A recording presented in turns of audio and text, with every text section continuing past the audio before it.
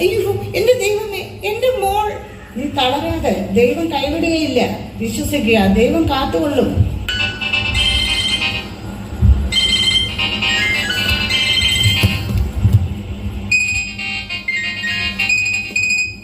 ആരാണോ എന്തോ.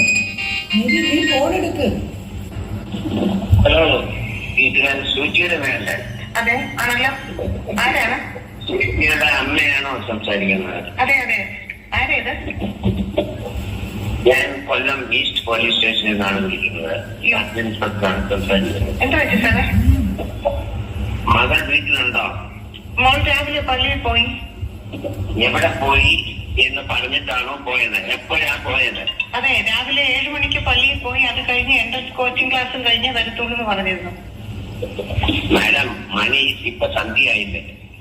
രാവിലെ 7 മണിക്ക് പള്ളിയിലും എൻട്രൻസ് ക്ലാസ്സിലും ഒക്കെ എന്ന് പറഞ്ഞു പോയ കുട്ടി അവിടൊക്കെ ചെന്നിട്ടുണ്ടോ എന്ന് തിരക്കിയോ? ഇല്ല സാർ. എന്ത് പറ്റി സാറേ? നമ്മുടെ മക്കളുടെ കൂട്ടുകാർ ആരൊക്കെ, അവർ എവിടെയൊക്കെ പോകുന്നു എന്ന് തിരക്കാൻ പേരൻസിന് ഉത്തരവാദിത്വം ഇല്ല മാഡം. പേരൻസിന് മക്കളോടുള്ള വിശ്വാസം നല്ലതാ. പക്ഷേ കാലം മാറി. അവർ പറയുന്നത് അപ്പാടെയും വിശ്വസിക്കണ്ട. ചക്കിന്റെ ചുവട്ടിൽ കൊച്ചൻകോട് നിൽക്കട്ടെ എന്ന പോലെ കൂട്ടുകാരെ പറ്റി അന്വേഷിക്കണം. മക്കളുടെ ബാഗും ഫോണും ഓപ്പൺ ചെയ്ത് കാണുകയും കേൾക്കുകയും ചെയ്യണം. മോളുടെ പപ്പ UK-യിലാണെന്നറിഞ്ഞു. ഇഷ്ടം പോലെ പണം. ആരെയും പേടിക്കണ്ട. കുഞ്ഞുങ്ങളെ നശിപ്പിക്കുന്ന പല മാഫിയ സംഘങ്ങളുണ്ട്.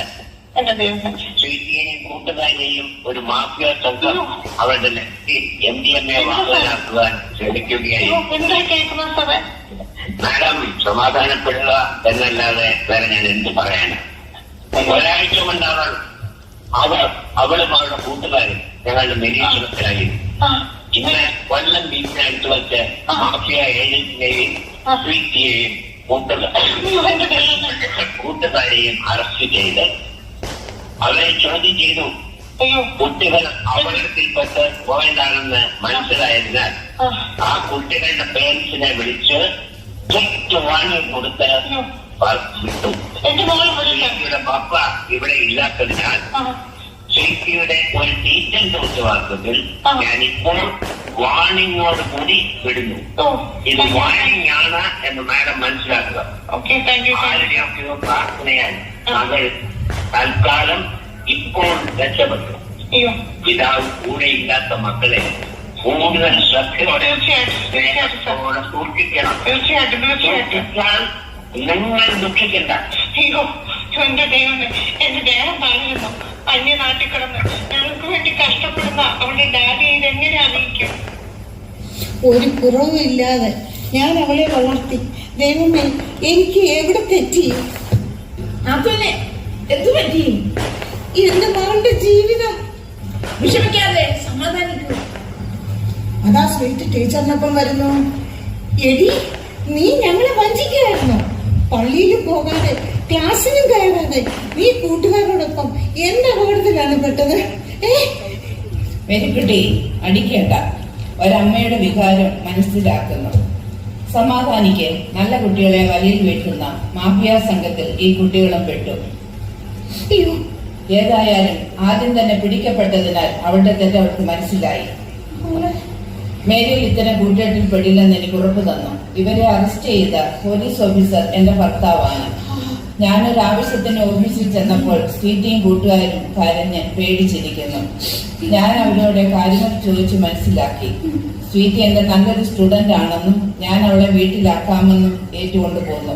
മക്കളെ നല്ലപോലെ ദൈവവിശ്വാസത്തിലും ദൈവഭയത്തിലും വളർത്തണം.